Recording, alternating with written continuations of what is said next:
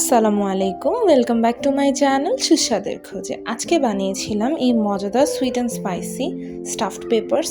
তার জন্য আমি এখানে লম্বা বেল পেপারগুলো ব্যবহার করছি, আপনারা শিমলা মরিচও বলতে পারেন। মরিচগুলোকে আমি এইভাবে মাঝখানে স্প্লিট করে ভেতরের দানাটাকে ভালোভাবে ফেলে দিব।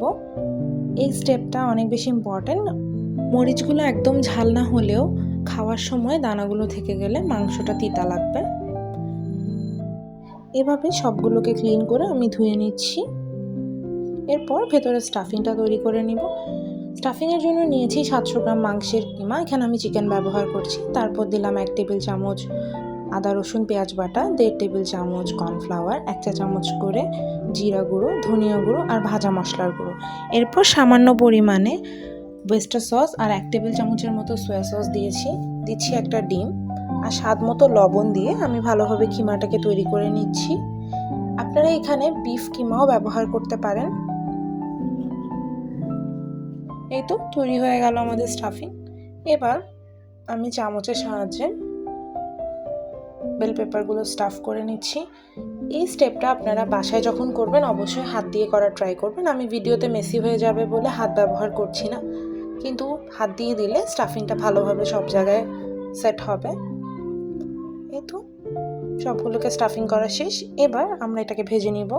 প্যানে লো হিটে আমি এগুলোকে উল্টে পাল্টে ভালোভাবে ভেজে নিচ্ছি। চুলার হিটটা লো থেকে মিডিয়ামে রাখার ট্রাই করবেন। এরকম একটা লালচে কালার আসলে উঠিয়ে নেবেন, কারণ এর চেয়ে বেশি ভাজলে মাংসটা শক্ত হয়ে যাবে। এ পর্যায়ে আমি এবার মাংসগুলোকে তুলে নিব। একটা সস বানিয়ে নিচ্ছি। দিচ্ছি 1.5 চা চামচের মতো কর্নফ্লাওয়ার, 1 চা চামচের মতো ওয়েস্টার সস আর 1 টেবিল চামচের মতো সয়া সস।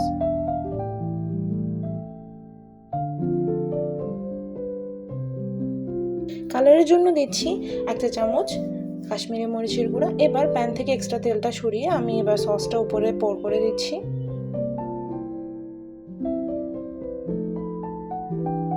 এ পর্যায়ে চুলার হিটটা বন্ধ করে জাস্ট টস করে নিলেই হয়ে যাবে।